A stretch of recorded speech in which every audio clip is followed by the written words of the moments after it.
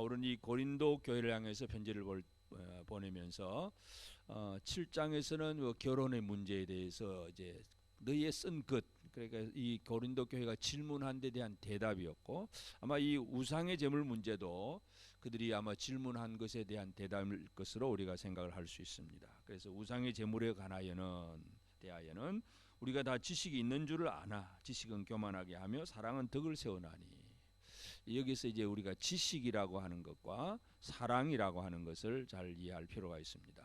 그래서 헬라 철학이 그 시대에는 아주 만연한 시대고, 또 헬라인들은 지식을 아주 숭상을 합니다. 그래서 우리가 십자가 얘기를 하면서도 십자가에 대해서 하나님은 독생자를 보내주시고 아들을 죽음 가운데 내려놓으셨는데, 그럼 헬라 철학적인 입장에서 본다면 이거는 참 미련한 짓이다.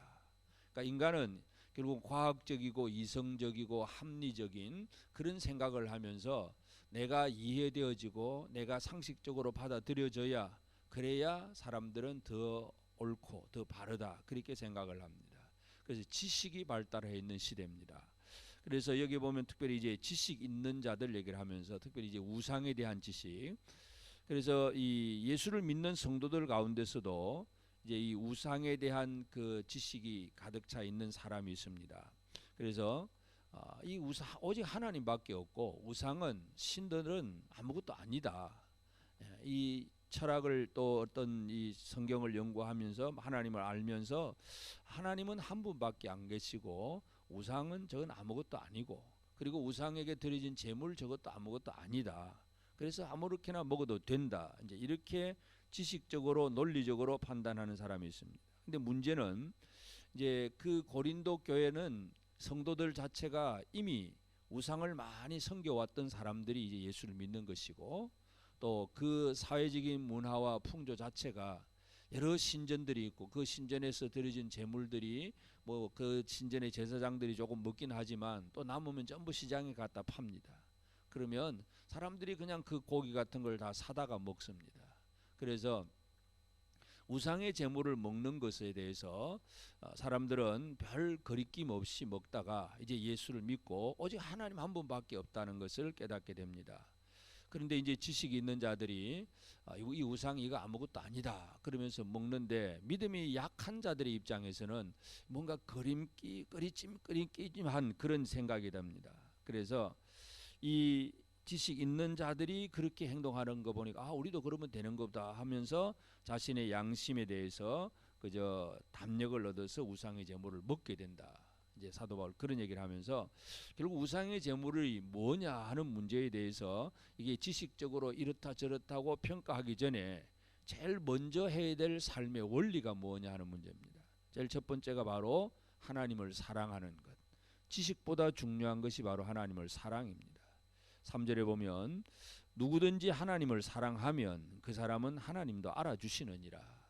그래서 우리가 이 성경적인 지식을 아무리 많이 가지고 있어도 하나님을 사랑할 줄 모르면, 또는 사랑하는 삶을 살지 않으면 가지고 있는 지식이 별 의미가 없는 것입니다. 머리는 컸는데 하나님을 사랑하지 못한다는 것은, 그래서 이 초대교회 당시의 이 영지주의, 그노시스주의들, 이런 사람들은 이 영적인 지식은 뭐 가득해서 뭔가 많은 지식을 추구하고 살지만 사랑할 줄 모른다는 것, 이것이 가장 큰 문제이고, 또 한 가지가 형제를 사랑할 줄 모른다는 것. 형제를 위해서 덕을 끼치고 그가 넘어지지 않도록 그 형제를 위해서 뭔가를 자기가 할 수 있는 것도 안 하는 이런 마음들이 있어야 되는데, 그것이 문제입니다. 그래서 마지막 절에 보면 그러므로 만일 음식이 내 형제를 실족하게 한다면 나는 영원히 고기를 먹지 아니하여 내 형제를 실족하지 않게 하리라. 형제가 넘어진다는 것, 나 때문에 형제가 실족한다는 것, 이것은 결코 있을 수 없는 일이다. 사도 바울은 그 얘기를 합니다. 그래서 이 우상의 제물이 뭐냐 하는 것을 이제 따지기 이전에 제일 핵심적인 그 삶이, 우리 성도들의 삶이 무엇인가에 대해서 얘기를 합니다. 그래서 어떤 지식을 가지고 있느냐, 이게 뭐다 아니다 하는 어떤 지식을 알기 이전에 하나님을 사랑할 줄 알고 형제를 사랑할 줄 안다는 것, 이것이 가장 중요한 일입니다. 그래서 오늘 우리가 하루하루를 살아갈 때에 물론 우리가 성경을 읽고 성경을 공부하기도 하고 뭔가 이 많은 것을 또 지식을 쌓기도 하는 것, 이것은 우리의 영적인 성숙을 위해서 많이 필요한 부분들입니다. 그러나 아무리 공부를 많이 해도 가장 중요한 것은 바로 하나님을 사랑할 줄 아는 것, 형제를 사랑할 줄 아는 것. 그래서 하나님을 사랑하기 때문에 그 하나님을 위해서 모든 것을 다 이루어 놓고 다 헌신할 수 있는 사람이 되는 것이고, 형제를 사랑할 수 있기 때문에 내가 할 수 있는 것도 하지 않고 배려하고 양보하고 뭔가 그가 실족하지 않도록 나의 권리를 내려놓는 것, 이런 삶이 필요하다는 것을 먼저 얘기합니다. 그래서 이 그 당시의 영지주의자들, 이 사람들은 그저 영적인 것은 거룩하고 선한 것이고 물질적인 것은 악한 것이다. 그래서 그저 영적인 지식을 얻으려고만 애를 많이 쓰고, 그런데 그런 영적인 지식을 얻는 데 있어서 이렇게 이 공부를 많이 한 사람들은 지식이 많은 사람이고, 공부를 못하면 당연히 지식이 없는 사람이라서 그들 사이에 진정한 지식을 가진 것만이 최고로 그렇게 생각을 하고 있는데, 그러나 그것이 아니라 이 지식이라고 하는 것은 모든 사람에게 있는 것이 아니고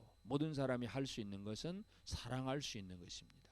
그래서 우리가 할 수 있는 거, 음식 때문에 뭘 먹을 수 있느냐 먹을 수 없느냐, 이 음식은 뭔가 이 뭐냐 하는 것을 따지기 이전에 제일 먼저 핵심은 바로 하나님을 사랑하는 것, 형제를 사랑할 줄 아는 것.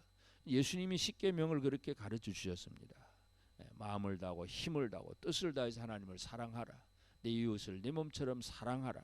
이 사랑이라고 하는 것이 결국은 우리 기독교인들에게 가장 중요한 핵심이라는 것을 얘기하고 있습니다. 그래서 오늘 우리 아침에 고린도전서 8장 이 우상 제물 문제를 가지고, 이 우상 제물은 무엇냐, 먹을 수 있느냐 없느냐, 이걸 따지는 그 일 이전, 그 지식적으로 알기 이전에 하나님을 사랑하느냐 형제를 사랑하느냐, 이것이 우선임을 다시 한번 기억하십시다. 그래서 오늘 이 하루 우리가 어떻게 살아가야 되느냐, 형제를 사랑하기 때문에 내가 그 사람 때문에 손해 볼 수도 있어야 되고, 내가 뭔가 다 내 권리를 행사할 수 있음에도 불구하고 권리를 행사하지도 아니하고 배려하고 그저 용납, 어떻게 하든지 덕을 세우려고 애를 쓰고, 그래서 이 하나님을 사랑하고 형제를 사랑하는 것이 오늘 우리의 삶의 핵심이라는 걸 다시 한번 기억하십시다. 그래서 오늘 이 아침 우리는 내가 얼마나 하나님을 사랑하고 있는가, 또 내 주변에 있는 여러 어떤 형제를 내가 제대로 사랑하고 있는가, 그 사람이 나 때문에 혹시 실족하고 있지는 않을까, 우리가 늘 이 부분에 대해서 관심을 가지고,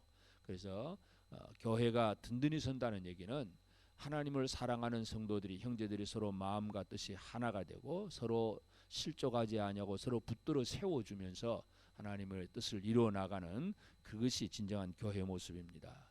오늘 이 아침 우리 교회가 이런 교회가 될 수 있도록 우리 성도들 한 사람 한 사람이 다른 사람을 실족하게 하는 사람이 아니라 다른 사람을, 넘어진 사람이 있다면 오히려 세워줄 수 있는 그런 삶을 오늘도 살면서 하나님을 사랑할 줄 알고 형제를 사랑할 수 있는 이 삶을 통해서 날마다 무너지게 하는 이 사탄에 대해서 승리하는 삶을 살아가는 우리 모두가 꼭 되어지기를 바랍니다.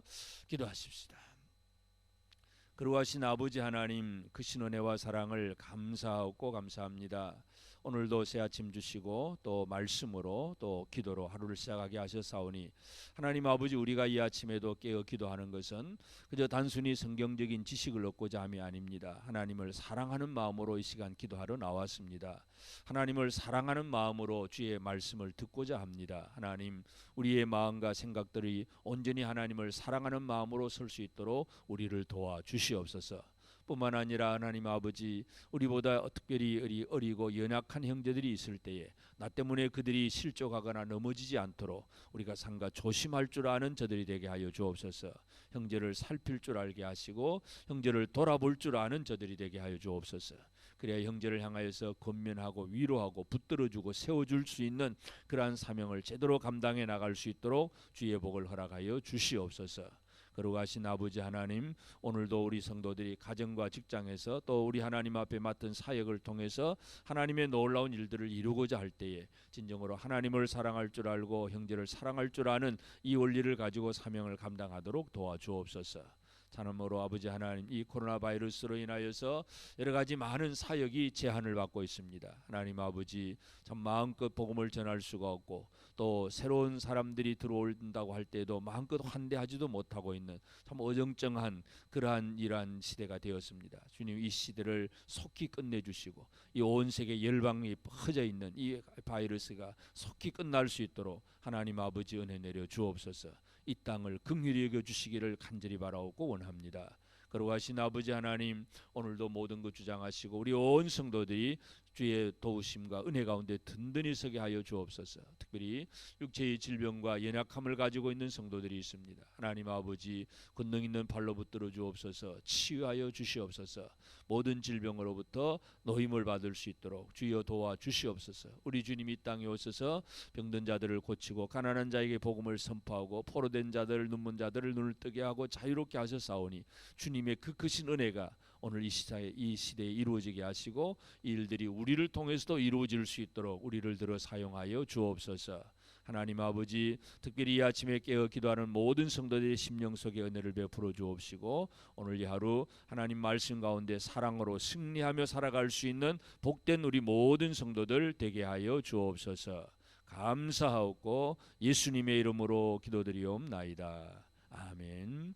하늘에 계신 우리 아버지, 아버지의 이름을 거룩하게 하시며 아버지의 나라가 오게 하시며 아버지의 뜻이 하늘에서와 같이 땅에서도 이루어지게 하소서.